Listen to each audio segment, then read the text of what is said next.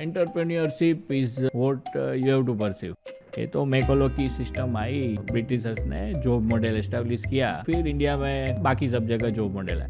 नहीं, it is not hard, सिखाई नहीं जाती है क्योंकि ऐसा माइंडसेट डेवलप ही नहीं किया जाता। जिसके पास जो गवर्न करते हैं एजुकेशन सिस्टम, वो यही चाहते हैं कि ये लोग हमें जो चाहिए वही दे। कि यूएस के पास स्ट्रेंथ है कि they can print infinite money. जैसे ही उनको सपोज कोविड आया, $13 ट्रिलियन छापे और जो चाहिए था वो मंगा लिया। तो यूएस करेंसी डी वैल्यू होनी चाहिए, पर नहीं होती है। क्यों? कि सारी कंट्रीज में जो भी हॉटस्पॉट क्रिएट करते हैं आर्टिफिशियल, क्योंकि पूरे मीडिया उसके पास है, वॉर्स चालू करते हैं दो नेबर्स के बीच में। गोल्ड है, उसको पूरे इक्वेशन से निकाल दिया गया। वो करेंसी थी जो कोल्ड पेक थी, वो फियाट में कन्वर्ट हुई। फियाट मीन्स क्या? कि you can print out of thin air. उनके सामने बिकॉज ऑफ एंगर चाइना को वर्ल्ड ट्रेड ऑर्गेनाइजेशन में यूएस ने लाया। तो यूरोप की मोनोपोली तोड़ने के लिए चाइना को, जो मैन्युफैक्चरिंग जायंट है अभी का, वो बनाया गया। और सारा मनी, मतलब सऊदी का, चाइना का, सारा पार्क हुआ यूएस ट्रेजरी में। उसकी वजह से वहाँ की वेल्थ आर्टिफिशियली बढ़ गई। World is sponsoring American lifestyle. 150 crore की बस्ती है, वो पूरी मजदूरी कर रही है सालों साल, पेडी दर वेडी। किसके लिए? यूएस के लिए। ये सिंपल लॉजिक है, पर पब्लिक इज नॉट अवेयर, क्योंकि इकोनॉमी के बारे में किसको पता नहीं है। चाइना ने 50 साल तक लेबर लॉज को साइड में रख के अपने पॉपुलेशन का, मतलब 4-5 जनरेशन का, अपने रिसोर्सिस का, अपने पोल्यूटेड करके पूरा एनवायरनमेंट पूरे वर्ल्ड के लिए प्रोडक्शन किया। और उसकी रिजर्व कितनी बनी? $3 ट्रिलियन। सिर्फ 50 साल में $3 ट्रिलियन इतनी बड़ी आबादी जुड़ा पाई। उसके सामने यूएस ने सिर्फ कोविड फंड में 13 ट्रिलियन डाल दिए। वहाँ पे जेपी मॉर्गन है, जो कि मेन बैंकर है यूएस, जिसके थ्रू वो गवर्न करते पूरा ये सब। वो गोल्ड की वैल्यू पिछले 50 साल से आर्टिफिशियली कंप्रेस करके रखी है। तो डिवाइड करे तो भी पर केजी गोल्ड की वैल्यू होगी $216,000। जब वैल्यू अनलॉक होगी तो अपने तो घर घर में सोना है। How are you, Bhagvi? I'm fine, how are you? I'm good, very good.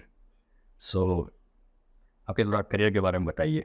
Ji, first of all thank you for inviting me. So I have done my schooling from Jamnagar. तो तब साइंस लिया था मैंने, बी ग्रुप था।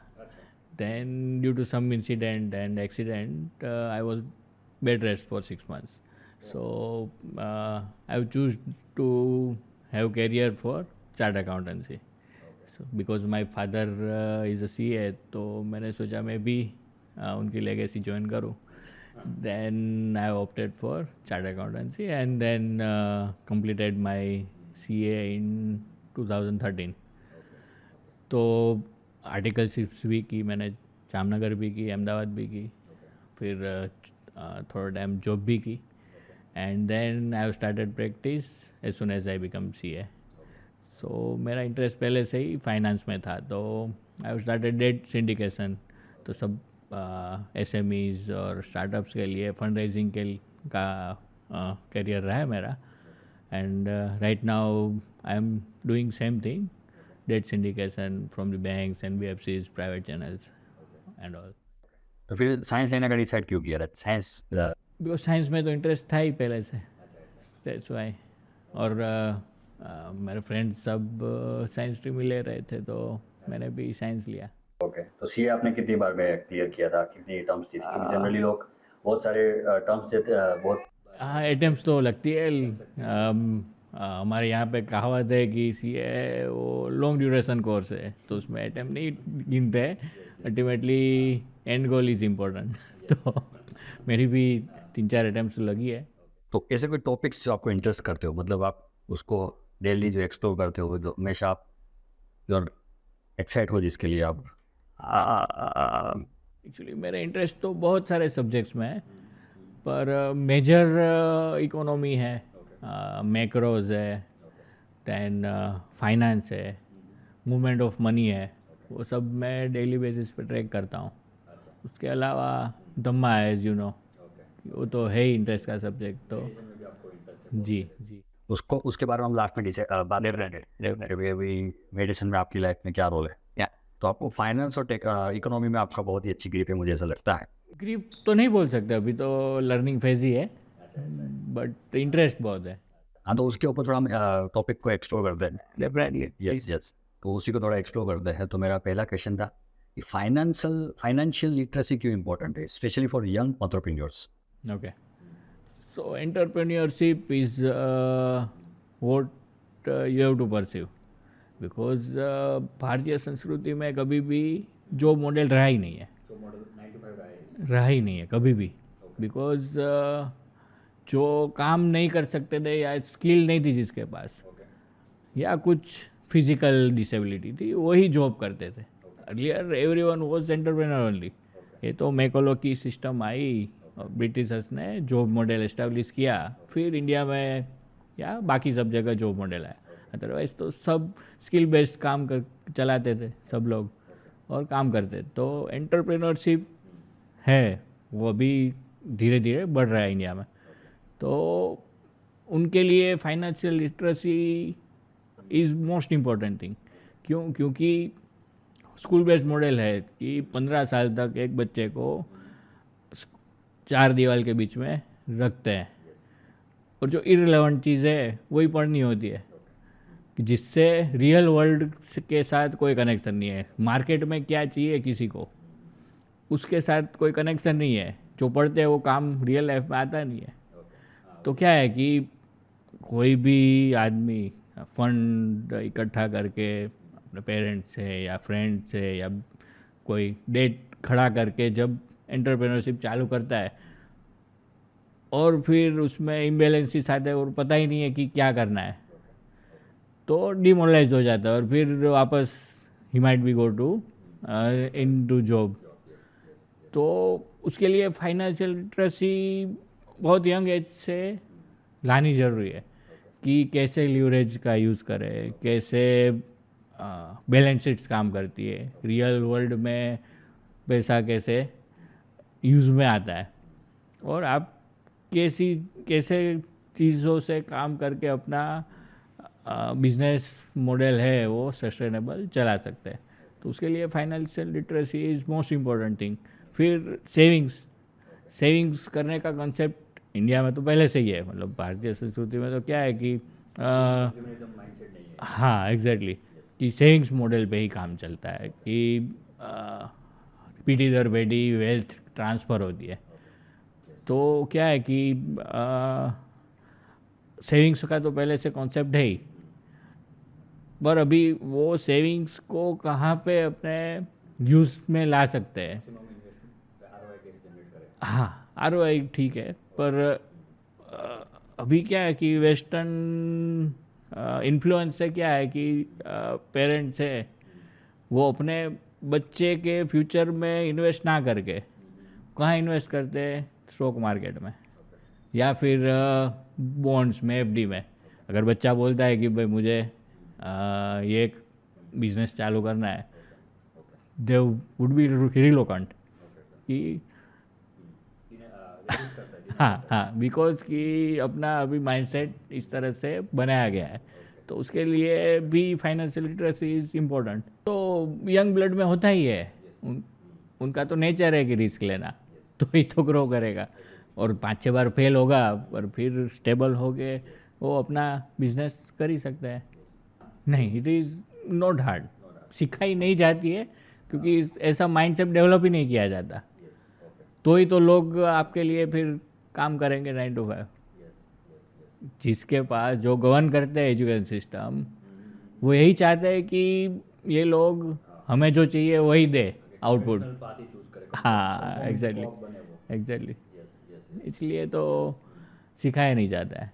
कोई भी school में मैंने आज तक नहीं देखा है कि किसी ने पढ़ाया हो कि भाई इस तरह से आपने इन्वेस्ट कर सकते हैं।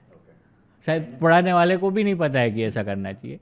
अच्छा, यस कि फाइनेंशियल इंडिपेंडेंट कैसे बनता। यस, ये बहुत आपने अच्छी बात की। मुझे तो याद है कि मुझे स्कूल में ऐसा कुछ सिखाया गया हो।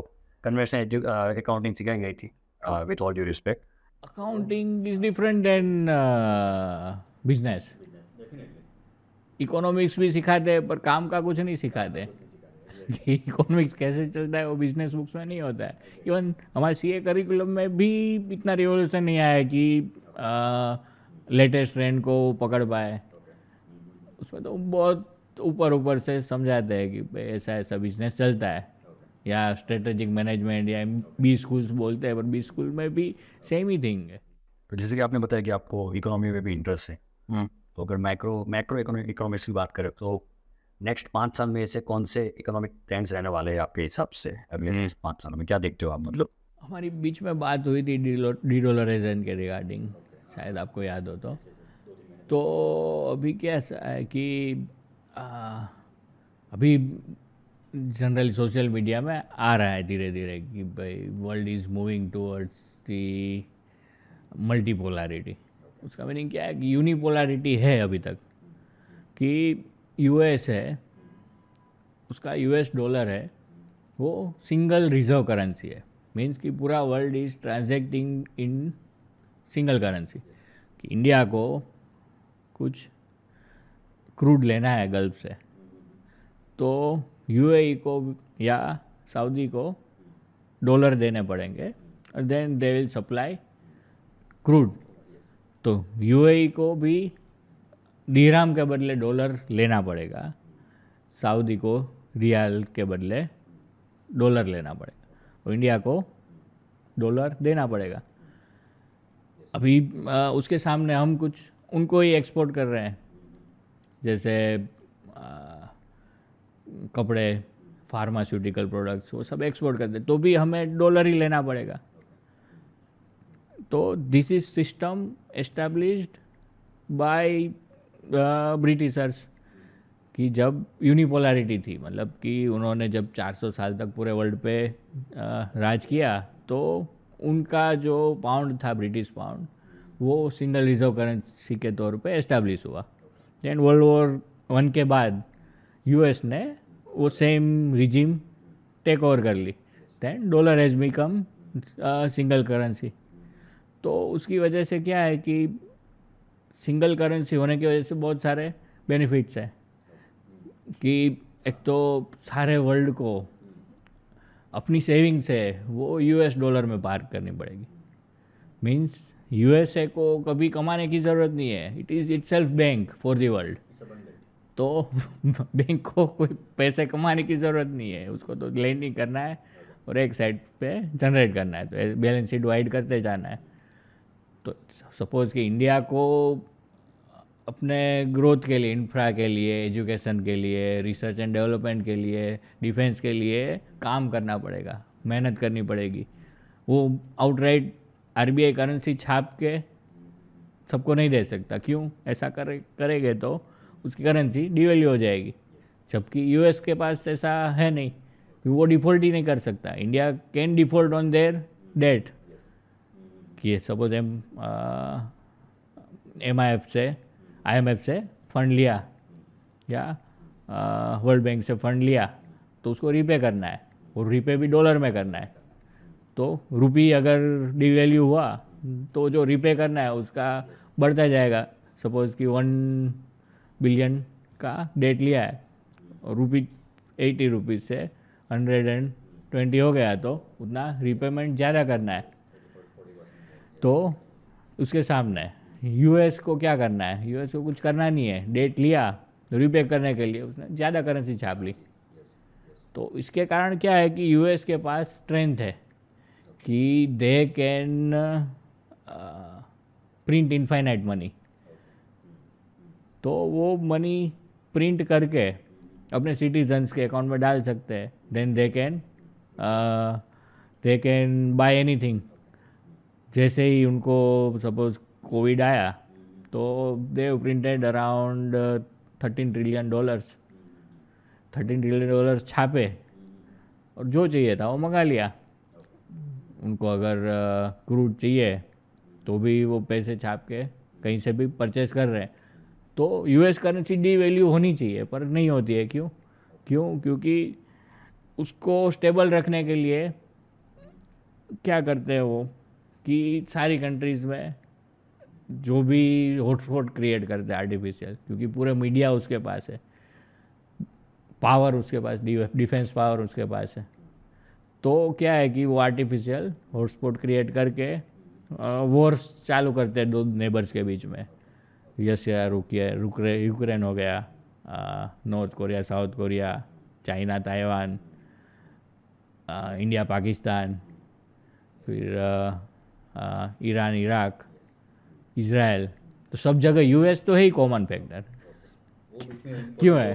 क्योंकि उसको बेनिफिट है। एक कंट्री को सैंक्शन किया और दूसरे कंट्री को आर्म्स और आर्म्स सप्लाई किए और पैसा दिया, वो पैसे से ही आर्म खरीदेगा, तो डॉलर की डिमांड मेंटेन रहती है वर्ल्ड में। तो उससे क्या होगा कि जो इन्फ्लेशन है वो एक्सपोर्ट होगा यूएस के लिए। यूएस में इन्फ्लेशन बढ़ा, उसकी करेंसी डिवैल्यू हुई, क्योंकि इतनी करेंसी छापी मीन्स कि लोगों के पास ज़्यादा पैसा आ गया, तो सेम चीज़ खरीदने के लिए ज़्यादा पैसे अवेलेबल है, तो उस प्राइस बढ़ेगी वो आइटम की। डिमांड सप्लाई है तो रुपये की डिमांड ज़्यादा है, मीन्स हाँ डेफिनेटली। तो उस हिसाब तो पर क्या हुआ कि उन्होंने ज़्यादा करेंसी छापी पर सामने यहाँ पे वॉर करवाया। तो क्या है कि ग्लोबल रिजर्व करेंसी होने की वजह से सारे वर्ल्ड है, जब भी इम्बैलेंस होता है तो सब यूएस ट्रेजरी में पार्क करना चालू कर देते। डॉलर की डिमांड बढ़ जाती है तो ऑटोमेटिक ही उनका इन्फ्लेशन कम हो जाता है, क्योंकि डॉलर स्ट्रेंथन होता है अगेंस्ट अदर करेंसीज। मीन्स कि इंडिया की करेंसी डेप्रिसिएट होना चालू हो जाएगा। मतलब 70 से देखते देखते 84 तो आ गया INR। मीन्स कि मतलब 20% करेंसी डेप्रिसिएट हो गई हमारी। मतलब हमारा परचेसिंग पावर उतना कम हो गया, जबकि छापे वहाँ पे हमने तो छापे ही नहीं है एक भी रुपया। Yes yes. तो साउथ कोरिया में जो जाओ जलाली है उसका यहाँ से कोई कनेक्शन है? हाँ, अभी क्या है कि यूरोप सारी वेस्टर्न इकोनॉमीज़ है, Japan, Europe, Australia, Canada, South Korea, वो सब क्या है कि सैटेलाइट नेशंस है यूएस के। यूएस उनको बहुत सारी लोन्स देता है और they govern the economy of the world. तो साउथ कोरिया में उसकी वजह से क्या है कि लो रेट ऑफ इंटरेस्ट पे फंडिंग हुआ है और सामने पॉपुलेशन भी कम है, तो इस वजह से उनका क्या है कि ग्रोथ ज़्यादा हुआ। तो आप ही सोचो कि अभी हमारे यहाँ बेसिक अगर बिजनेसमैन को लोन चाहिए तो 9.5-10% पे है। पहले तो ज़्यादा थी, 11% के आसपास मिलती थी पास्ट 10-20 ईयर्स। यूएस तो 50 साल से 0% लोन पे ही 0% इंटरेस्ट रेट पे एंजॉय कर रहा है, बिकॉज कि ये ग्लोबल हेजीमोनी है। तो हम भी अगर 0% पे लोन ले तो अब भी एंटरप्रेन्योर इजीली बन सकते हैं। 2008 में जो फाइनेंशियल क्राइसिस हुआ था, हाँ, यस, उसका थोड़ा एक्सप्लोर करना चाहोगे आप? उसका कोई रीज़न पीछे? 2008 में क्या हुआ था कि सेम उसका मतलब इम्प्लीकेशंस बहुत पहले से 90s से जुड़ा हुआ है। कि क्या हुआ कि नहीं, सबसे पहले से स्टार्ट करते हैं कि हेजीमोनी कैसे स्टार्ट हुई। तो क्या ब्रेटन वुड एग्रीमेंट हुआ था, जब क्या हुआ कि पहले ब्रिटिश पाउंड था, वर्ल्ड वॉर वन के बाद ब्रिटिश पाउंड पहले से ही था एज अ रिजर्व करेंसी। पर क्या वर्ल्ड वॉर वन के बाद ब्रिटिश जो इकोनॉमी थी वो बहुत वीक हो गई और यूएस ने आर्म्स सप्लाई किए, कमोडिटी सप्लाई की बहुत सारी। तो उसके बदले में पेमेंट में वो पाउंड नहीं लेता था, उसके बदले गोल्ड लेता था। तो उसके पास बहुत सारा गोल्ड इकट्ठा हो गया। तो सीधा रीज़न है कि गोल्ड जिसके पास ज़्यादा है वो पावरफुल है, कभी भी एनीवेयर इन द हिस्ट्री। जिसके पास ज़्यादा गोल्ड है वो ज़्यादा पावरफुल है। तो क्या हुआ कि ब्रिटिश करेंसी में बाकी कंट्रीज का कम हो गया ट्रस्ट बोलते हैं कि Britishers can repay in pound, क्योंकि पाउंड भी पहले क्या अगेंस्ट गोल्ड ही था, मगर it is peg to gold. जब भी कोई रिजर्व बैंक को मनी सप्लाई करना है, मतलब कि करेंसी छापनी है, तो उसके सामने गोल्ड रखना पड़ता है इक्विवेलेंट अमाउंट का।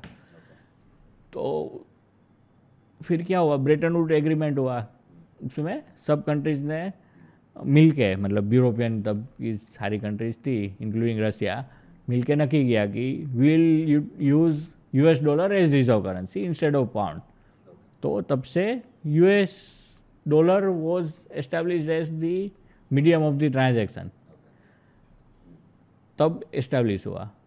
फिर क्या हुआ 1971 में निक्सन ने, आफ्टर द वियतनाम वॉर जो प्रोलॉन्ग चला, बहुत चला, तो क्या हुआ कि यूरोपियन कंट्रीज ने बोला कि नाउ वी आर अफ्रेड कि यूएस डॉलर है, मतलब यूएस है वो डेट रीपे कर पाएगा कि नहीं, मतलब कि उनका ट्रस्ट कम हो गया। तो लोग सारे कंट्रीज ने अपने रिजर्व है वो वापस लेने चालू कर दिए। और वो रिजर्व ले कैसे सकते हैं, अपने जो भी फॉरेन रिजर्व्स है यूएस डॉलर के ट्रेजरी में, उसके सामने गोल्ड ले लेना है, बस सिंपल। तो गोल्ड लेना चालू कर दिया। तो उनको तो पता था कि हमारे पास इतना गोल्ड नहीं है कि हम रीपे कर पाएंगे। तो निक्सन ने 1971 में डिक्लेयर किया कि we will not give gold against the dollar. तो डीपेग हुआ करेंसी का, मतलब पहले गोल्ड के सामने ही जो करेंसी छपती थी, उसके बदले क्या हुआ कि गोल्ड है उसको इस पूरे इक्वेशन से निकाल दिया गया। तो वो करेंसी थी जो कोल्ड पेग थी, वो फियाट में कन्वर्ट हुई। फियाट मीन्स क्या कि you can print out of thin air, elasticity of money बोलते हैं कि अभी रिजर्व बैंक है, उस जितना चाहिए उतना पैसा छाप सकती है या वापस ले सकती है। It did not have to put something against it, कोई कमोडिटी या कुछ सिक्योरिटी नहीं है, उसको छापना है। तो फिर सारे वर्ल्ड ने वो सेम फॉलो किया सिस्टम। तो अभी सारे वर्ल्ड की सारी करेंसी फियाट है, मतलब कि it do not have any real value.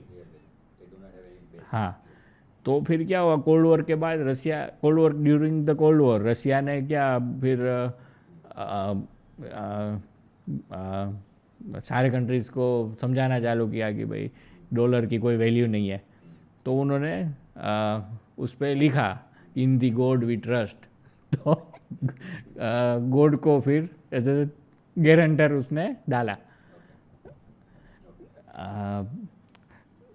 तो फिर यूएस करेंसी जैसे ही डीवैल्यू होना चालू हुई, क्योंकि लोग फिर अफ्रेड हुए कि भाई ये लोग रिपे नहीं कर पाएंगे तो क्या होगा। तो उस टाइम क्या हुआ कि यूएस ने सऊदी के साथ ट्रीटी की, ओपेक नेशंस के साथ, कि हम आपको सिक्योरिटी प्रोवाइड करेंगे against the all Sunni countries. तो क्या है कि शिया सुन्नी जो कॉन्फ्लिक्ट चल रहा था उसमें US will be net security provider, उसके बदले में उनको जो भी ऑयल प्रोड्यूस होता है वो डॉलर में ही बेचना है। तो अपने आप क्या हुआ कि डॉलर की डिमांड बढ़ गई और डॉलर डिवैल्यू हो रहा था वो रुक गया। तो ये लॉजिक था 1970s टू 1990 तक। फिर क्या हुआ 1990 में, जब फिर यूरोपियन कंट्रीज़ ने मिलके 1992 में शायद लॉन्च किया यूरो। तो जो 70 to 80% शेयर था वर्ल्ड ट्रेड में डॉलर का, उसका कुछ पोर्शन 20% शिफ्ट हुआ यूरो में। तो that was the first de-dollarisation.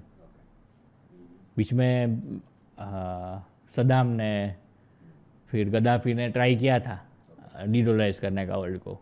तो उसका तो क्या हुआ आपको पता है, उनको टेररिस्ट और घोषित करके मार दिया गया, क्योंकि दे वर अलोन, यूरोप तो पूरा यूनियन था बहुत सारे कंट्रीज़ का, तो उसको तो कर नहीं सकते। तो उनको उनके सामने बिकॉज ऑफ एंगर चाइना को वर्ल्ड ट्रेड ऑर्गेनाइजेशन में यूएस ने लाया चाइना को, और चाइना को ऑल दी राइट्स दे दिए कि भाई आप जो भी मैन्युफैक्चर करना हो, जितना भी फंड चाहिए हम देंगे, आपको सप्लाई करना है। तो यूरोप की मोनोपोली तोड़ने के लिए चाइना को जो मैन्युफैक्चरिंग जायंट है अभी का, वो बनाया गया। That is all on the back of US dollar printing.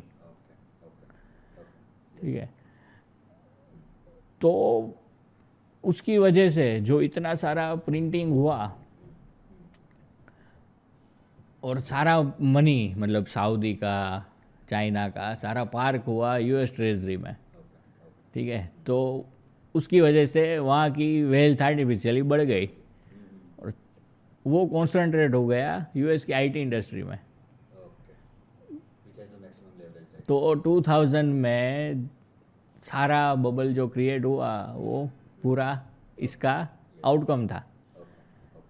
सारी एसेट्स है वो वहाँ पे पार्क हुई। हाँ, और फिर बबल बर्स्ट हुआ। तो वही रीज़न था कि यूरो करेंसी वॉज देयर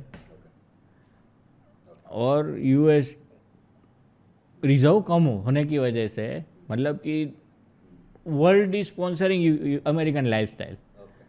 हमारे पेंशनर है वो अपना सेविंग रख रहे हैं और इंडियन गवर्नमेंट वो सेविंग है वो यूएस ट्रेजरी में रख रहा है।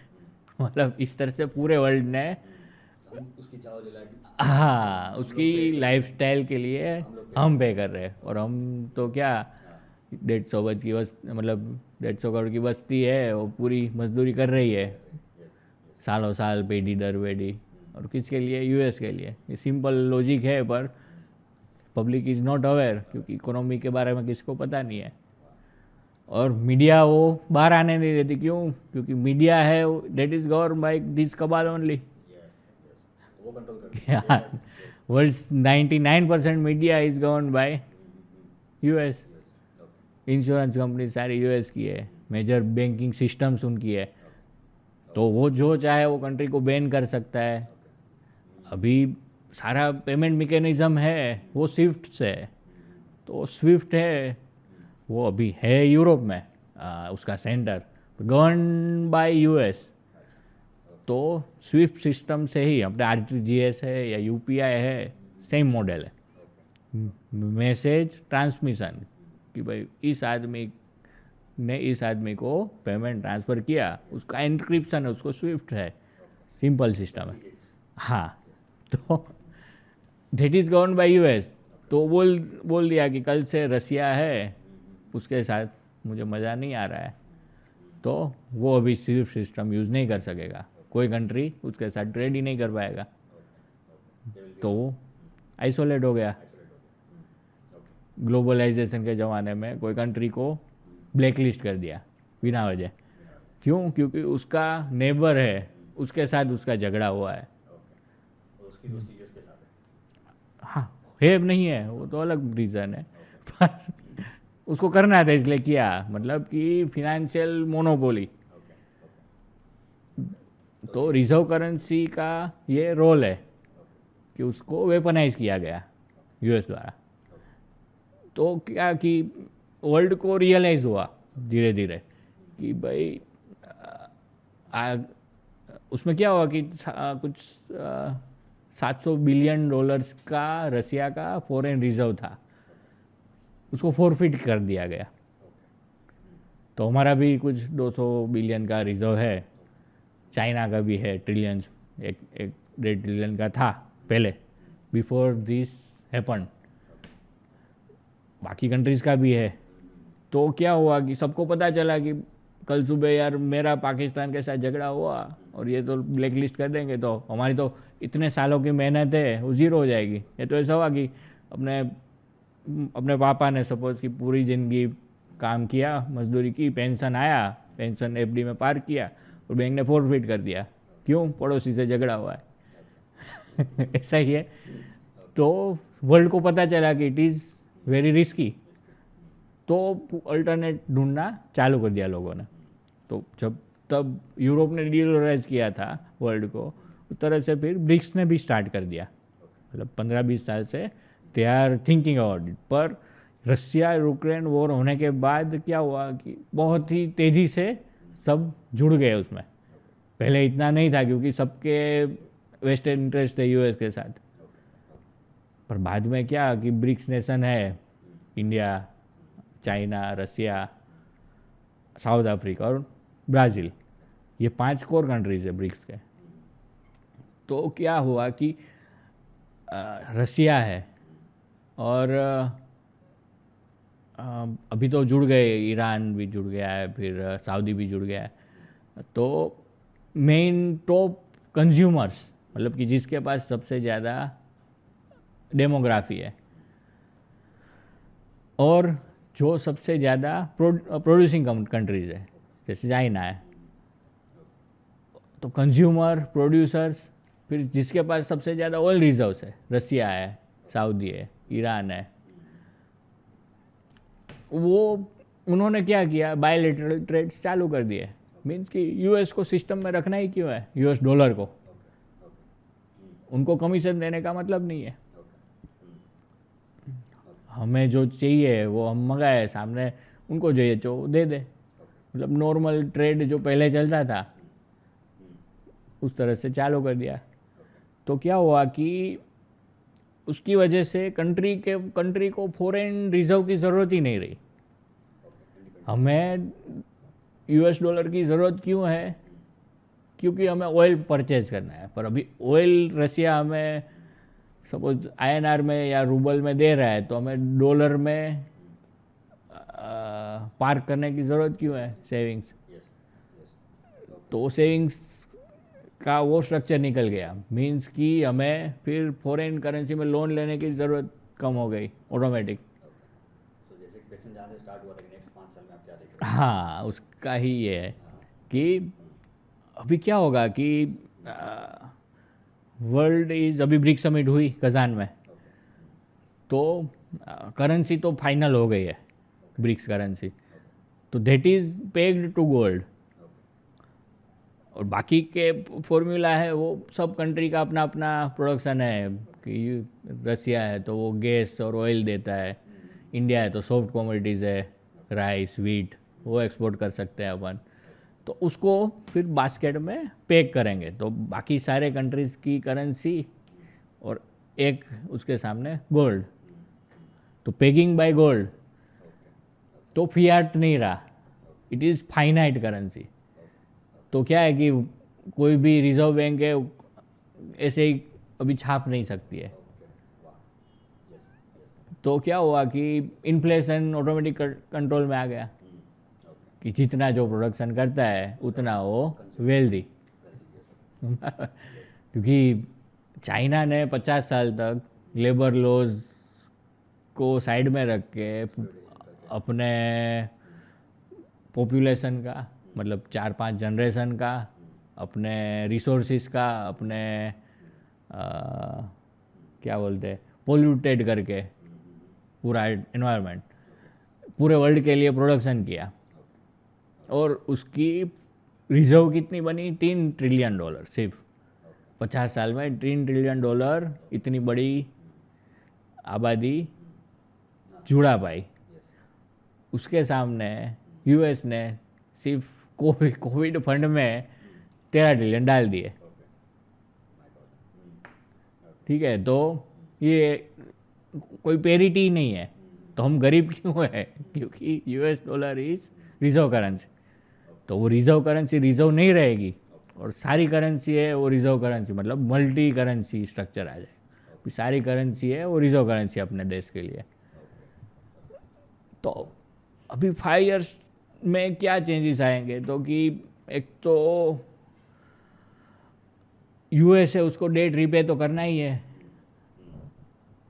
यूएस को डेट रीपे करना है, क्योंकि जापान और चाइना दो है सबसे बड़े इन्वेस्टर इन यूएस ट्रेजरी, 50% है वर्ल्ड का। ठीक है, तो डेट रीपे करने के लिए उसको काम करना पड़ेगा। काम तो इतने सालों से किया ही नहीं है, आपको देखो नास्डेक में 80% कंपनी तो क्या है, आर्टिफिशियल है, मोबाइल, वेबसाइट्स, वो सब भी है जिसका प्रोडक्शन नहीं है। कंज्यूमर को क्या फ़ायदा होता है? कुछ नहीं होता है। कंज्यूम तो कौन कर रहा है? इंडिया कर रहा है, क्योंकि उसके पास यंग पॉपुलेशन है। यूएस के पास तो यंग पॉपुलेशन है ही नहीं, 40+ है उनकी एवरेज एज, 45+ है शायद। तो क्या है कि उनको प्रोड्यूस करना पड़ेगा अगर सर्वाइव करना है तो, क्योंकि चाइना और इंडिया के पास अभी कोई प्रॉफिटेबिलिटी बचेगी नहीं एक्सपोर्ट करने के लिए, क्योंकि हमारी करेंसी ऑटोमेटिक इतनी स्ट्रांग हो जाएगी। हाँ, तो हमारे इंसेंटिव नहीं रहेगा कि एक्सपोर्ट करने में। अभी तो क्या है, सब सोच रहे हैं कि हम एक्सपोर्ट करेंगे और मार्जिन मिलेगा। वो मार्जिन कुछ नहीं है, वो फ्री मनी छापा है, उसमें से थोड़ा आपको दे रहे हैं एक्स्ट्रा पैसा। तो ये जो सारा जो मतलब अपना आईटी सेक्टर है, जैसे यहाँ का जो मेन आईटी सेक्टर है वो कोलैप्स हो जाएगा, कि वो तो बबल ही है, एक्चुअल बबल है। 2008 में नहीं समझे, 2024 में सेम सिचुएशन है वो जो तब थी, कि सारी कंसंट्रेशन है वो कुछ 10 एक कंपनी में है वेल्थ की। क्योंकि मेरे ख्याल से 1 ट्रिलियन के आसपास है अपने एप्पल की वैल्यूएशन, या वो एनवीडिया की वैल्यूएशन। और लॉजिकली हम देखें तो मतलब नए हर साल नए जो फोन्स ये लोग बनाते हैं तो ज़्यादा इतना इम्प्रूवमेंट नहीं देखते हम, मार्जिनली बस थोड़ा बहुत ही इम्प्रूव करते हैं। यस, हाँ, पर उसकी वैल्यू नहीं है सच। अपने यहाँ बनाए तो जो लाख रुपए का फ़ोन बेच रहे हैं वो 10,000 में बन ही सकता है। तो हमारे इंडिया में पहले से ही ये हमारी बात हुई थी, आपसे सुना रही, इसलिए मैं रिपीट कर रहा हूँ उसको।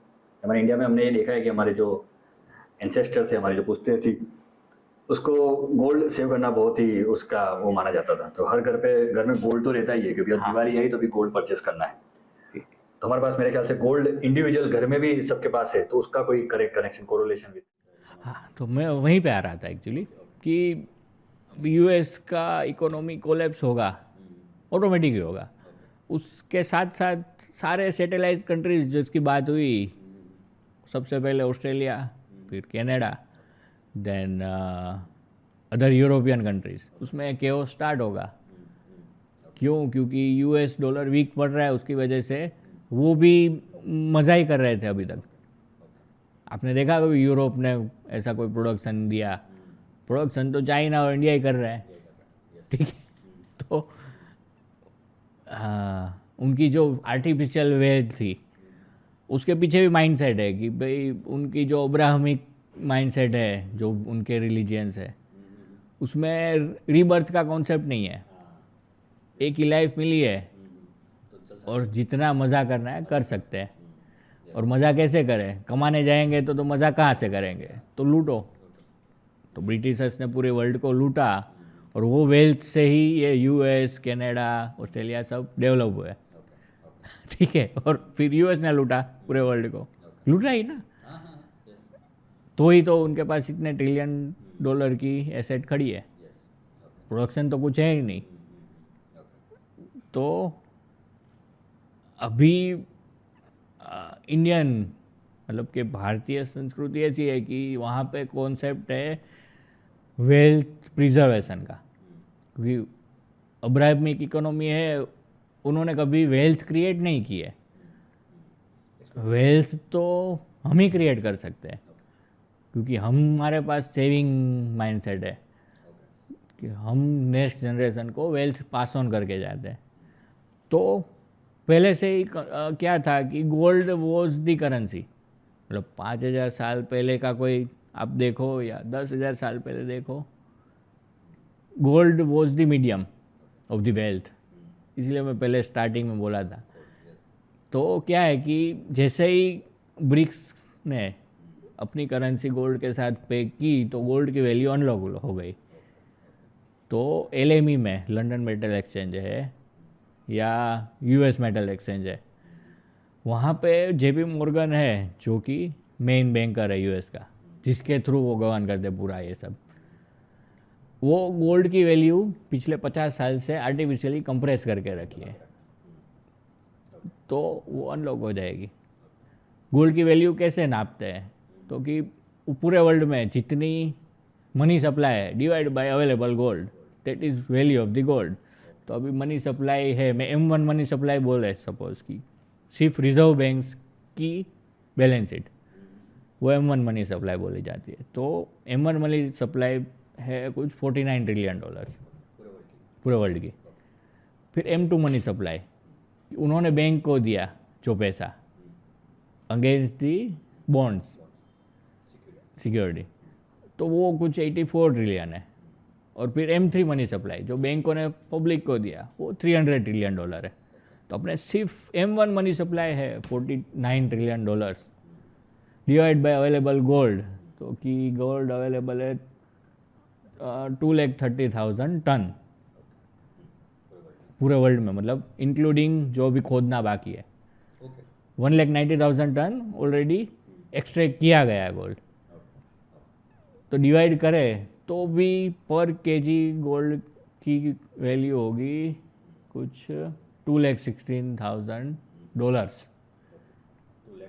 हाँ, तो उस हिसाब से भी सिर्फ गोल्ड की वैल्यू इन ग्राम बोले तो भी, हाँ 10 ग्राम की वैल्यू कुछ होगी लगभग 3,20,000, अरे 32 लाख, सॉरी 32 लाख, बा 32 लाख से अभी कितना चल रहा है 80,000, तो कितना गुना कम है वैल्यू दबा। हाँ, तो जब वैल्यू अनलॉक होगी तो अपने तो घर घर में सोना है,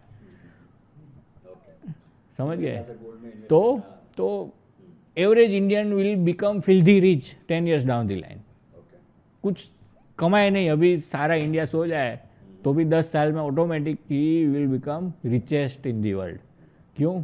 क्योंकि पूरे वर्ल्ड की सारी सेंट्रल बैंक्स के पास जितना सोना है उससे 3 गुना सोना इंडियन हाउस होल्ड के पास। हाँ, आम आदमी के पास। आम आदमी के पास। ओके। तो my friend Vijay sitting here, वो भी, उसके पापा भी बहुत गोल्ड लेते रहते हैं। हाँ तो Indians will become filthy rich, मतलब कि पैसे की कीमत नहीं रहेगी फिर, इतने हम ऑटोमेटिक ही अमीर हो जाएं। क्यों? क्योंकि वो मैट्रिक्स से बाहर निकले तो पता चला कि दुनिया क्या है। तो अभी मैट्रिक्स से बाहर निकल रहे हैं ऑटोमेटिक ही। अभी तो क्या है कि इसमें कोई भी इंटरवेंशन हो, मतलब इंडिया भी अभी बोल दे कि हमें डीडोलराइज नहीं करना है, यूएस भी बोल दे, रशिया भी बोल दे, तो भी डीडोलराइज तो होके ही रहेगा, क्योंकि वो ट्रिगर हो चुका है ऑलरेडी, इनएविटेबल है। तो वहाँ पे कोलैप्स इनएविटेबल है। तो क्या होगा कि वहाँ की सबसे पहली हिट कहाँ लगेगी, तो कि आईटी सेक्टर, फिर मेट्रोस, वहाँ के मेट्रोस के रियल एस्टेट में जो पैसा है। फिर आपको ट्रेस करना है कि वो यूएस का मनी कहाँ कहाँ गया है, तो कि चाइना के रियल एस्टेट में तो अभी दिखाई दे रहा है ऑलरेडी। फिर मंदी लंदन में भी दिखाई दे रही है, कनाडा में भी दिखाई दे रही है, ऑस्ट्रेलिया में दिखाई दे रही है। तो वहाँ पे तो ऑलरेडी प्राइसेस कोलैप्स हो रहे हैं। तो रियल एस्टेट दूसरा नंबर, फिर तीसरा नंबर है एजुकेशन सिस्टम, कि सारी जो टॉप 100 बोलते हैं स्कूल्स, यूनिवर्सिटीज़, वो कौन लाता है? उनका ही सारे मापदंड है। हमारे यहाँ भी यूनिवर्सिटीज़ है, अच्छी है, कम्पिटिबल है, पर हमारा नाम नहीं है। क्यों? नाम दिखाए तो पता चले कि Indians are so much intelligent और सो मच वेल एजुकेटेड, पर वो तो दिखाएंगे ही नहीं। क्यों? उनको तो उनका हेजीमनी सिक्योर करके रखना था, तो वो सब रिवर्स होना चालू हो जाएगा। फॉर पर्सपेक्टिव कि पिछले 2,500 साल में India and China combined provided 50% of world GDP continuously for लगभग 1800 years.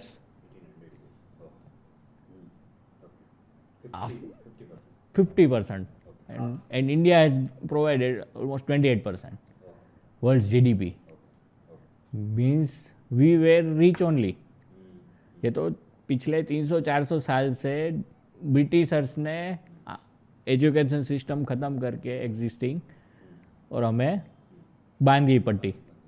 तो अब जो भी हमारे, हाँ, तो जो भी बुक्स लिखने वाले वो भी उसी रिजिम से आए। और अभी तो क्या 5 जनरेशन 6 जनरेशन 10 जनरेशन निकल गई, तो अभी हमें वही सेम गुलामी की जो माइंडसेट है वो चला रहा है। That will be reverse automatically. क्यों? क्योंकि फिर ये जैसे ही वो आईटी सेक्टर ख़त्म हुआ तो हमारे मेट्रोज में भी जो आर्टिफिशियल वेल्थ आई due to IT sectors, Mumbai, Bangalore, Pune, Chennai, वहाँ भी वो जॉब्स नहीं रहेगी। जो हमने पिछले 20 साल में देखा कि आईटी का क्रेज़, तो वो निकल जाएगा, ज़ीरो हो जाएगा, ऑटोमेटिक वाइप ऑफ। तो वहाँ की रियल एस्टेट भी क्रेज़ होना चालू कर देगा। तो ये महंगी बिल्डिंग्स दिख रही है, एक्चुअली वेल्थ नहीं है इतनी। यस, जमीन आसमान का फर्क रहता है प्राइस में। हाँ। मेरे दोस्त थे, वो मुंबई में रहते थे, 1 BHK में रहते थे, छोटा सा मकान था, उसका rent per month 1 lakh rupees था। और यहाँ पे हम उसका 10-15% ही पे कर रहे हैं, उससे भी बड़ा मकान यहाँ पे हमारा है। तो वेल्थ डिस्ट्रीब्यूशन भी ऑटोमेटिक होगा। फिर क्या हमारे टायर 2 टायर 3 सिटीज़ में भी ऑटोमेटिक वेल्थ क्रिएट होगी। मतलब वेल्थ तो है ही, पर वैल्यू अनलॉक होगी। तो वहाँ पे जो कोलैप्स हुआ, पर यहाँ पे क्या होगा कि यहाँ पे फिर गवर्नमेंट के पास पावर आएगा कि हम भी कम रेट में अपलिफ्ट करें, एंटरप्रेन्योरशिप मॉडल में पैसा दे कि वो कुछ बिजनेस कर सके, रिस्क ले सके। तो हाँ, तो यहाँ भी R&D ऑटोमेटिक बढ़ेगा, जॉब मॉडल से लोग बाहर निकलेंगे, एंटरप्रेन्योरशिप करेंगे, और कंजम्पशन भी यहीं पे होगा। क्यों? क्योंकि एक्सपोर्ट इंसेंटिव रहा ही नहीं है। क्योंकि वहाँ सपोज कि US डॉलर है, $84 है, पर 84 रुपीज़ पर डॉलर, इसलिए यहाँ पे जो आइटम हम 1000 रुपये में बेचते हैं वहाँ पे 5000 में बेच सकते हैं। क्यों? वो देने के लिए तैयार है। हाँ, परचेजिंग पावर। पर जैसे ही ये ट्रिगर हो गया और 5 साल में डॉलर की वैल्यू 30 रुपये हो गई, तो क्या होगा? इंसेंटिव चला जाएगा ऑटोमेटिक कि वो लोग दे नहीं पाएंगे, उनको परवड़ेगा ही नहीं बाहर का माल लेना या बाहर की सर्विस लेना। तो डी ग्लोबलाइजेशन ऑटोमेटिक हो जाएगा। तो will have ties with neighbouring countries, Pakistan, Bangladesh, China, उसके साथ ट्रेड बढ़ जाएगा। फिर इंडिया का क्या फ्यूचर है? तो इंडिया के पास है वो जो सबसे यंग पॉपुलेशन है, 23 मेडन एवरेज है, to a vast years under all belt. China है वो ऑलरेडी बूढ़ा हो गया, जापान है तो 70+ है, रसिया है उसके पास पॉपुलेशन ही नहीं है, यूरोप है उसके पास पॉपुलेशन नहीं है, US बूढ़ा हो गया है। तो पूरा वर्ल्ड जो बूढ़ा हो गया है उसको संभालने के लिए इंडिया ही है। हाँ, एग्जैक्टली।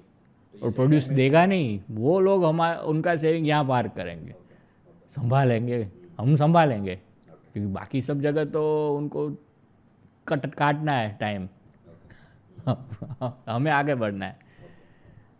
तो इंडिया में इमेंस अपॉर्चुनिटीज़ है फॉर फ्यूचर जनरेशन, मतलब for this generation, young generation. तो यंग जनरेशन को मेरे ख्याल से अभी के टाइम पे बहुत रिस्क लेना चाहिए। रिस्क ले सकते हैं, लेना ही चाहिए, यंग का तो काम ही यही है। बहुत अपॉर्चुनिटीज़। हाँ, ये पूरी 20s तो मुझे लगता है रिस्क एक्सप्लोर करने में अगर बिताए तो ठीक है। ठीक है।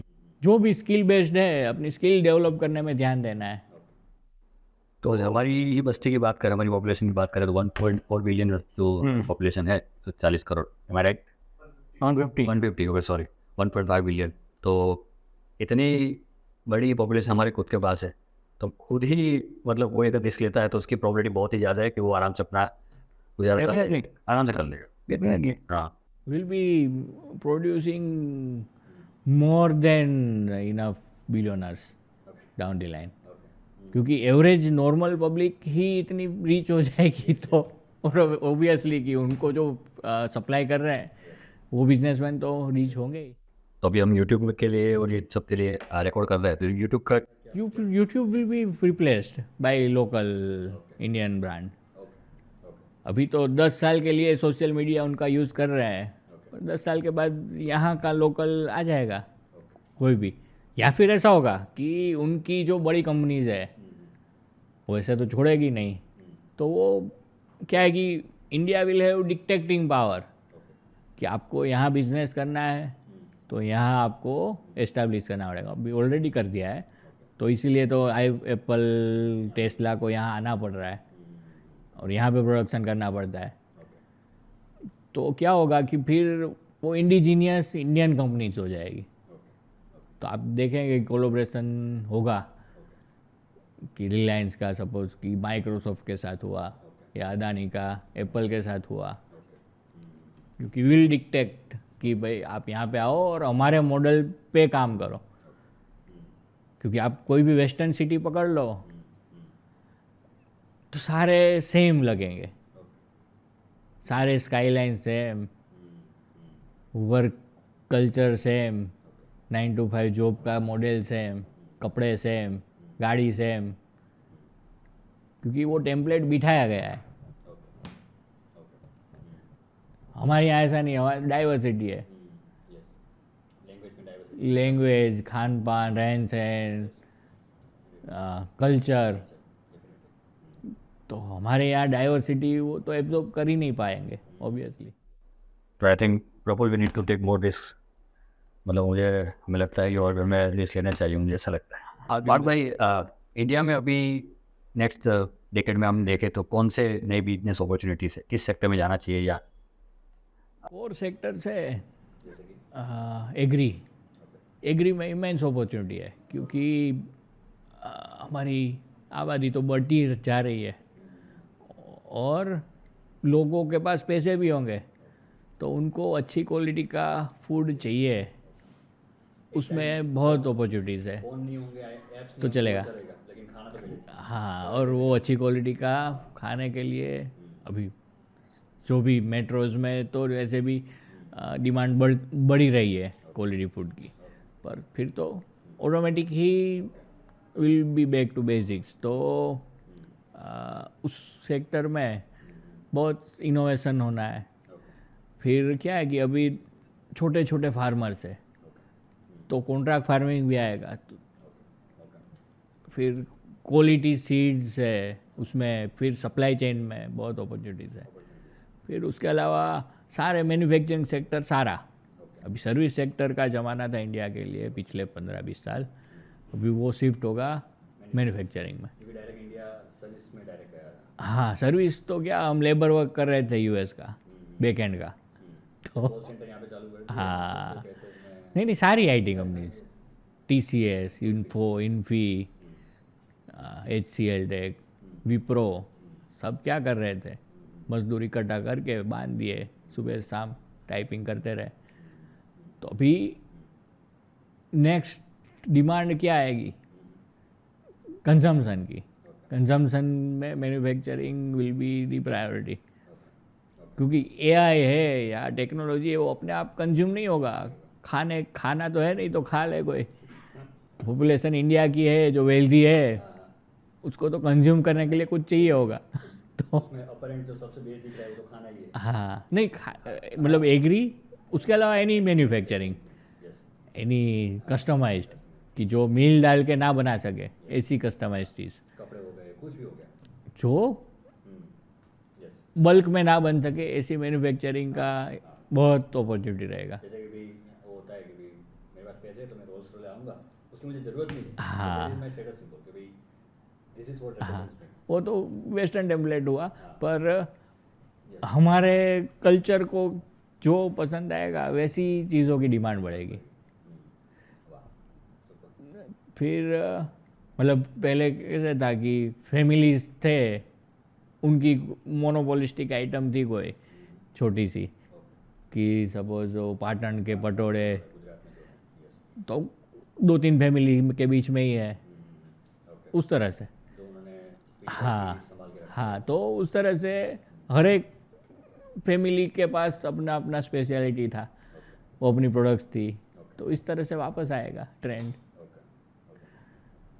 तो फैमिली बेस्ड इकोनॉमिक मॉडल, जिसमें वुमन एंटरप्रेनर्स की भी बहुत वैल्यू होगी. We have produced an number of women entrepreneurs in past. तो एक वो है. फिर हो गया डिफेंस. अभी यूएस के पास इतना पैसा नहीं रहेगा कि वो पूरी दुनिया को सिक्योरिटी प्रोवाइड कर सके. तो will be net security provider for entire भारतीय उपमहाद्वीप. हिंद महासागर एक ही है, सारे ओशन है वो अलग नाम पे है. देश के ऊपर नाम पड़ा है एक ही है ओशन, इंडियन ओशन. तो पूरे इंडियन ओशन का मालिक तो हम ही है. तो डिफेंस टेक्नोलॉजी में अगर कोई इंजीनियरिंग परस्यू कर रहा है तो उसको उस तरह देखना चाहिए. डिफरेंट टेक्नोलॉजी में बहुत अपॉर्चुनिटीज़ है. तो क्या है कि फ्रांस ने भी अपने लिए ओपन कर दिया है पूरी टेक्नोलॉजी. यूएस भी करेगा इन फ्यूचर. रशिया ने कर दिया ऑलरेडी कि वो अपने टेक्नोलॉजी देंगे हमें, हम मैन्युफैक्चर करेंगे और फिर एक्सपोर्ट करेंगे. और इंडियन डिफेंस के लिए तो वैसे भी चाहिए.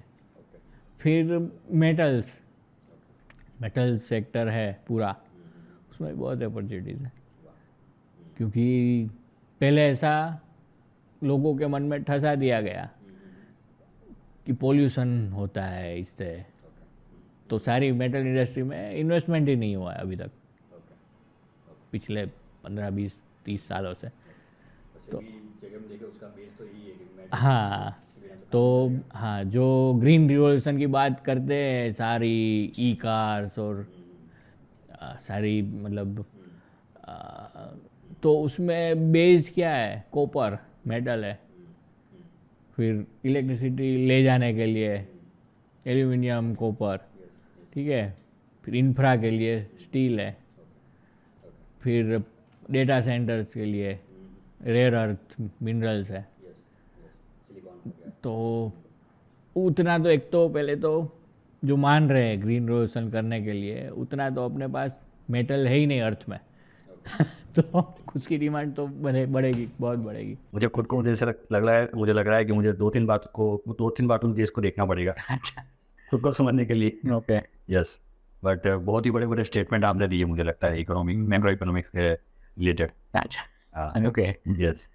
तो मतलब माइक्रो की अभी बात करें या फिर बिजनेस की बात करें, ऐसे कौन से मेन इंडिकेटर्स है जो आपको लगता है कि एंटरप्रेन्योर्स को ध्यान में रखने चाहिए?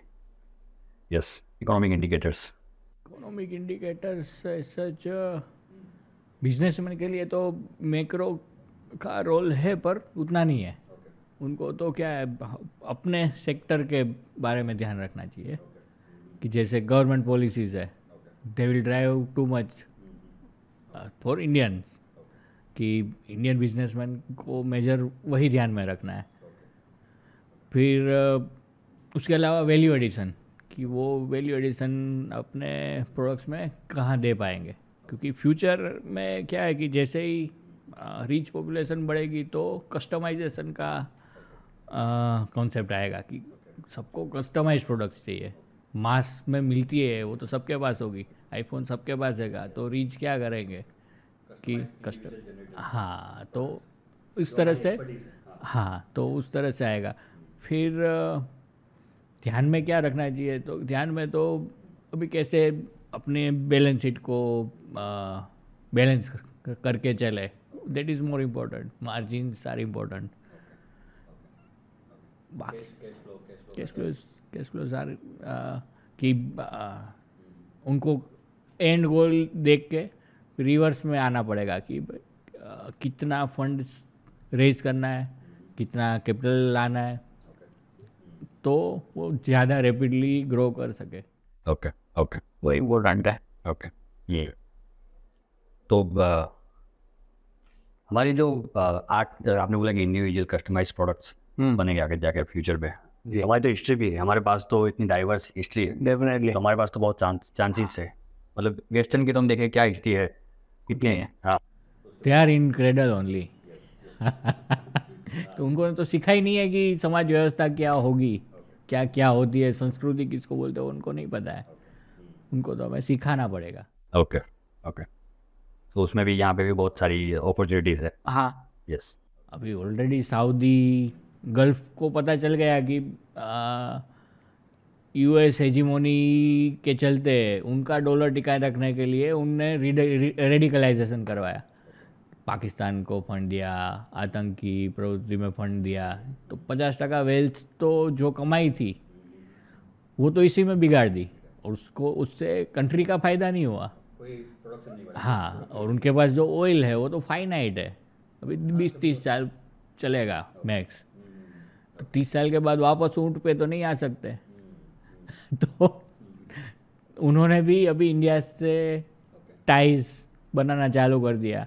दे are inviting to make mandir, yoga institutions over there, hospitals over there, क्योंकि उनको भी पता है कि उन्होंने देख लिया कि भाई अमेरिकन मॉडल है कि जहाँ पे वो हेलीकॉप्टर से आते हुए आतंकवादियों को मारते हैं।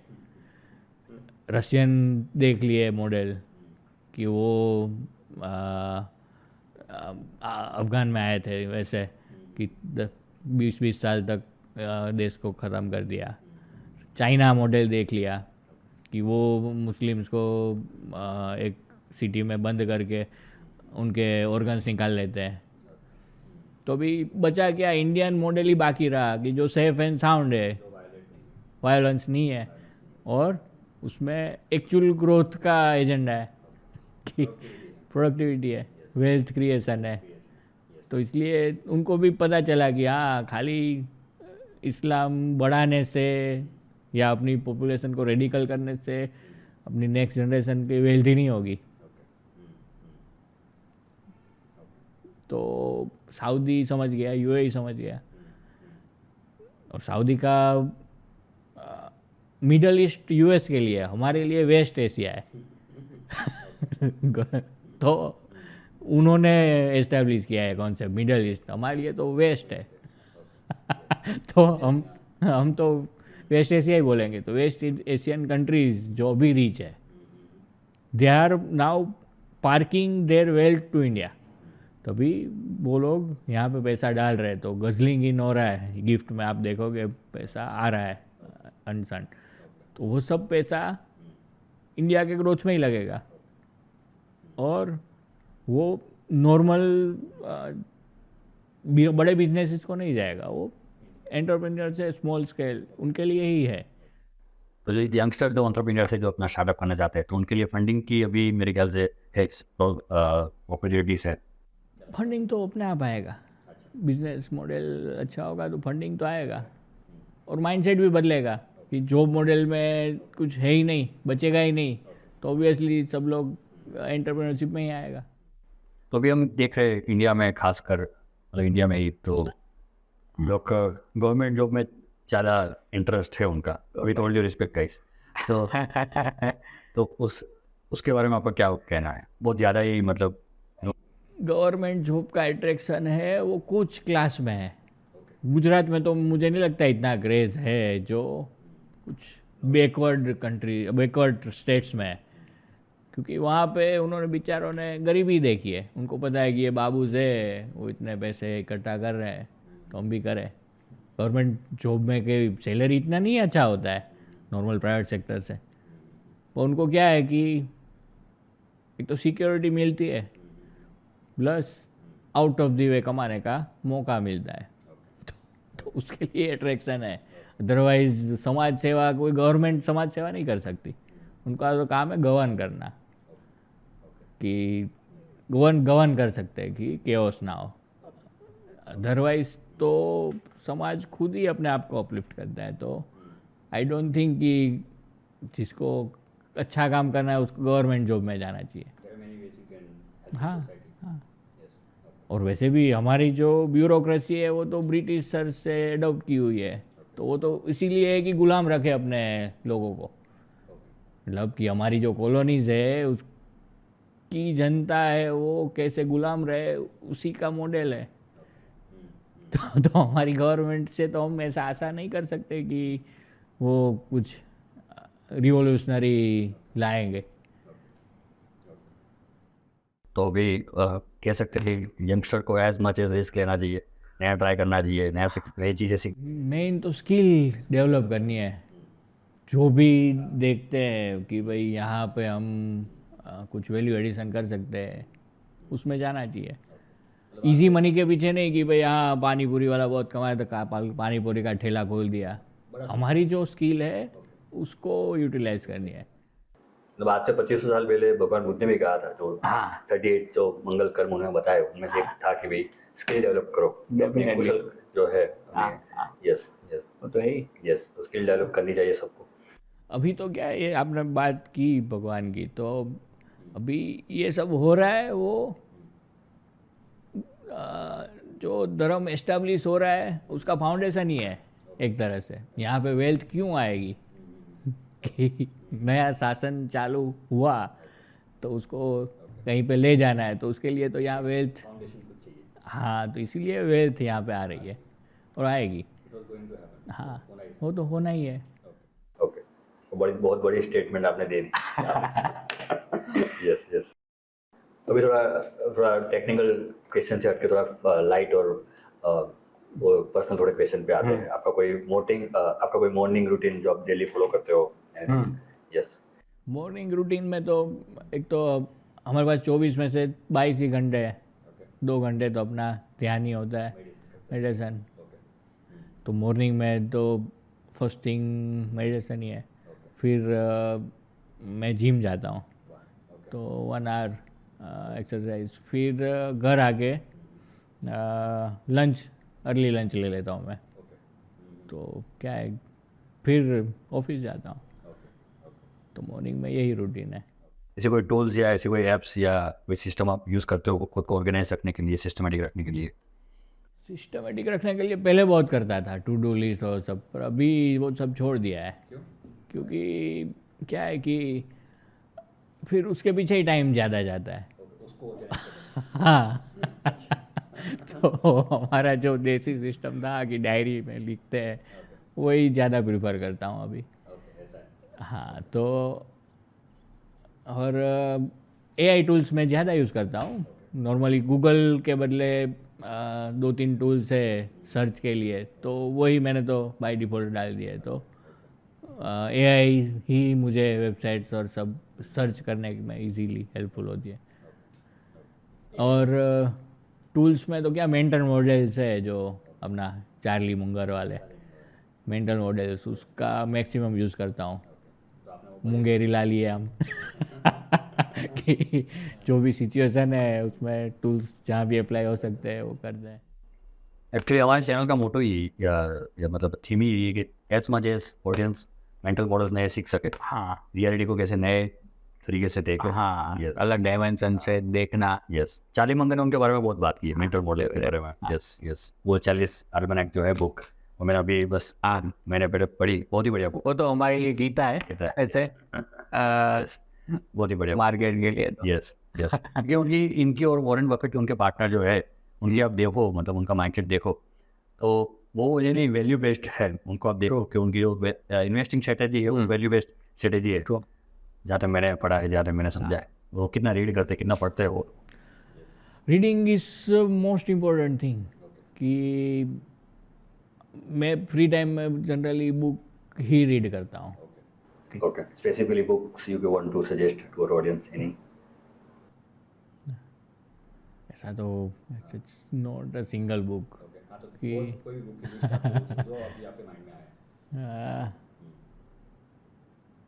एक तो मेंटल मॉडल्स की 4 बुक की सेट है। नहीं, उसके अलावा मेंटल मॉडल्स की ही बुक्स है, 4 बुक्स है। तो वो एक तो अच्छी है। नाम तो मुझे याद नहीं है एक्चुअली।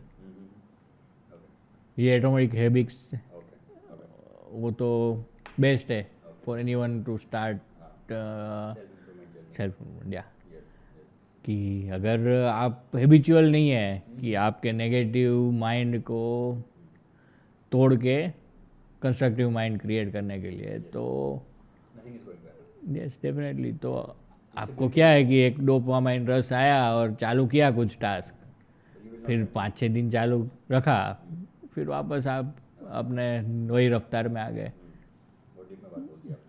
तो उसके लिए तो ज़रूरी है डिसिप्लिन। हाँ यस, उसके लिए हैबिट बहुत ही इम्पोर्टेंट है। मतलब वो मेरी सबसे अभी तक की फेवरेट बुक्स में से एक है, एटॉमिक हैबिट्स। जेम्स क्लियर ने बहुत अच्छी अच्छी बातें बोली है कि भाई मोटे मोटे बात उस बुक से समझे तो भाई कि जीरो से एकदम छोटा शुरुआत करो, ऐसा एटमोसफियर क्रिएट करो जिसमें वो हैबिट डेवलप हो पाए ना, उसको कंसिस्टेंट रखो। मतलब बहुत ही अच्छी अच्छी उन्होंने बात बोली। और आपको मैं कहना चाहूँगा कि सेल्फ इम्प्रूवमेंट आपने अगर उसमें थोड़ा सा भी इंटरेस्ट आपको है तो ये बुक खास पढ़ना आप, एटॉमिक हैबिट्स जेम्स क्लियर की। मतलब आपको शायद टी-शर्ट लग रही होगी कि बहुत बार आपने उसका नाम सुना होगा, बट बिलीव मी आपको उसको बहुत ही ऑल्टरनेटिव बुक है, बहुत ही बढ़िया बुक है। हैबिट को बहुत ही सिंप्लीफाई उन्होंने किया है, एकदम एकदम बहुत ही मतलब छोटे बच्चों को जैसे समझाना हो ऐसा उन्होंने समझाया। ये कोई पेड प्रमोशन नहीं है, कोई स्पॉन्सरशिप नहीं है, ऐसा कोई इंपॉर्टेंट आपकी लाइफ में माइंड शिफ्ट जिसकी वजह से आप सक्सेसफुल हुए हो या फिर आपको लाइफ में बहुत ही बेनिफिट हुआ हो। ये तो फर्स्ट कोर्स किया जब 10 डेज का विपस्यना का, that was the life changing definitely. कि पहले तो हम क्या था कि धर्म के रास्ते नहीं चल रहे थे, तो पता नहीं था कि लाइफ का गोल क्या है। सिर्फ कुदरत के कानून है जो, हाँ यूनिवर्स के जो लॉ है जी, बहुत सिंपल लॉ है कि जैसे ही विकार जगाया और मन में मेल पैदा किया तो आपको दंड मिलेगा, और जब भी मन समता में रहा आपको खुशी मिलेगी, इंस्टेंट मिलेगी। तो वो सिंप्लिसिटी है जो कॉन्सेप्ट।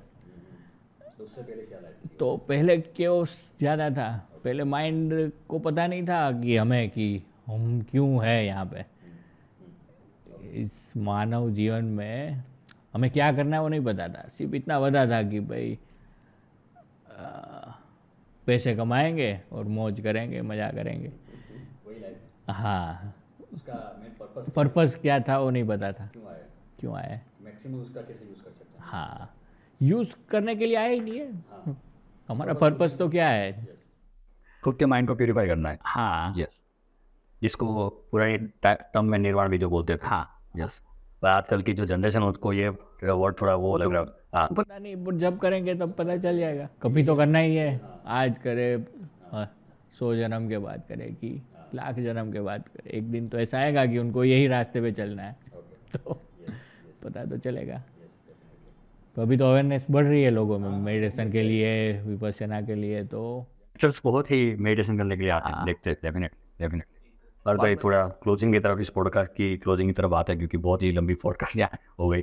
और वही हमारा प्लानिंग था कि बहुत डीप में डिस्कशन करें और पूरा डीपली उसको एक्सप्लोर करें, मतलब थोड़ा टाइम लगे। तो उसको क्लोजिंग करते टाइम थोड़े दो क्वेश्चन पूछना चाहूँगा कि पहला है कि भाई आप 20 साल के पार्थ गेवरिया को क्या एडवाइस देना चाहोगे, क्या करे और क्या ना करे? क्वेश्चन बहुत अच्छा।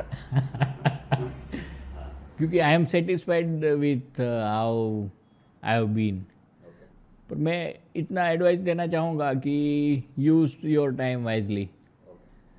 कि आप अदर एक्टिविटीज़ में टाइम कम डाल के स्किल डेवलपमेंट में टाइम डालो तो दैट विल बी होलसम जो एफर्ट जो ट्रू। कहते हैं। और दूसरा कि आज ही विपस्यना का फॉर्म भर दो और 10 दिन का कोर्स कर लो, because I have started my journey at the age of 30। तो हाँ, तो that would be my first priority. क्या चीज़ नहीं करनी चाहिए? नहीं करनी चाहिए मतलब कौन से ऐसे कर्म है जो नहीं करने चाहिए? क्या लगता है आपको, यंगस्टर को जो अभी आप शायद देख रहे हो, फॉर जो 20s में है? 20s में उनको क्या है कि एक तो देखा देखी में ऐसा कहीं पे स्टेप नहीं लेना चाहिए, मतलब कि फाइनेंशियल डिसीजन कि जिससे वेस्ट हो वेल्थ का, मीन्स कि हाँ, मोबाइल ले लिया, बाइक ले ली, गाड़ी ले ली, रियल एस्टेट अगर ज़्यादा पैसे कमा लिए तो रियल एस्टेट में डाल दिया कहीं पे भी, तो उससे क्या होगा कि फिनेंशियल इंडिपेंडेंस आने में बहुत पीछे चले जाएंगे। सपोज़ कि मैं अभी जॉब कर रहा हूँ एक जगह और मेरा सपोज कि 2 लाख सैलरी है या 1 लाख सैलरी है, तो फर्स्ट ख्याल क्या आएगा मेरे मन में पहले 2-3 पगार आने तक कि गाड़ी ले ले, ठीक है, फिक्स इनकम तो आ रही है, EMI पे गाड़ी ले ली, तो क्या है कि 5-7 साल तो निकल गए हफ्ते भरने में। फिर तब तक शादी का टाइम आ गया और पेरेंट्स ने भी बोला तो फिर क्या है, घर ले ले। जैसे ही घर बांधा तो लोन ले ली, बड़ी कैपेसिटी तो नहीं थी, तो क्या है कि 20-30 साल तक के EMI भरने की आपने बांध ली अपने गले में, ठीक है, then you will not be able to do some risky things. आप एक्सप्लोर नहीं कर पाओगे क्योंकि आपको तो फिक्स EMI भरना ही है हर महीने, और सिस्टम ऐसे ही बनाई गई हो कि आप भरते रहो। मशीन में कॉक बन जाओ। हाँ, तो बड़े बड़े जो डिसीजन है, जो देखा देखी में कार ले ली, बाइक ले ली, घर दिखाने के लिए दूसरे को ले लिया, घर लेने की ये सच मुझे नहीं लगता है कि हमें ज़रूरत है, जब तक कि हमारे पास ऐसी एक्सपेंडेबल मनी ना हो आ जाए, फिर ले सकते हैं। या फिर एक्सोटिक शादी कर दी कि दिखा देखी हाँ तो बड़ी बहुत हाँ, महंगी। और शादी में तो इंडियन कल्चर में क्या होता है कि जनरली तो गोल्ड ही लेते हैं, तो दैट इज़ ओके। कि 70% बजट है वो तो गोल्ड में ही जाता है। वर्ल्ड टूर कर ली तो भी जानने मिलेगा दुनिया के बारे में, तो ठीक है, अल्टीमेटली कंज्यूम कर रहे हैं। पर विथ लीवरेज अगर कहीं पे इन्वेस्ट किया कि EMI पे कुछ लिया और जिसकी ऑप्शन में चला सकते थे हम, वो नहीं करना चाहिए। उसको अवॉइड करें। हाँ, ओके, यंग आदमी को खास ध्यान रखना है। ओके, इन सब बड़ी जिससे आपकी लाइफ बन सकती है, आप एक्सप्लोर नहीं कर सकते, उसको अवॉइड कीजिए। ओके, सो मेरा लास्ट क्वेश्चन है कि भाई आपका ऐसा कोई कोट या मंत्र या फाउंडेशनल फिलोसफी जो आपको आपकी लाइफ को गवर्न करती हो, कोई एक स्टेटमेंट में आप दे सकते हो? नहीं ऐसा कोई गवर्न करने वाला कोड तो नहीं है मेरे पास, पर जो अपना गुरु जी का है, बहुतु सब मंगलम, सबका भला हो जी, क्योंकि कोर तो वही है। आपके पास कितना भी वेल्थ होगा पर शांति नहीं होगी तो कोई मतलब नहीं है। मतलब आप टॉप वर्ल्ड के टॉप बिलियनर और ट्रिलियनर और डजंट मैटर, अंदर ही शांति नहीं है। हाँ, क्योंकि जीना तो इसी शरीर में है और इसी मन के साथ है। आपकी वर्थ $200 बिलियन कुछ भी हो, डजंट मैटर। यस, बहुत ही बढ़िया आपने बात बोल दी। सो पार्थ भाई, thank you so much. Thank you very much. Podcast को यहीं हम एंड करते हैं। ओके, बहुत ही अच्छा लगा। ऑडियंस का तो I don't know guys, but मुझे तो बहुत ही हेल्पफुल रहा ये पॉडकास्ट। मैं खुद इसको 2-3 बार सुनूंगा, जो आपने टेक्निकल सब इकोनॉमिक्स में सब समझाया। ओके, बहुत ही डीप में था। तो thank you so much. Thank you very much कि मुझे भी मौका मिला कि ये सब डिस्कस करने का, क्योंकि जैसे हमारे फ्रेंड सर्कल के साथ या उनको इंटरेस्ट हो ना हो, तो क्या है कि हम बोलते हैं, वो सुनते हैं नहीं सुनते हैं, पर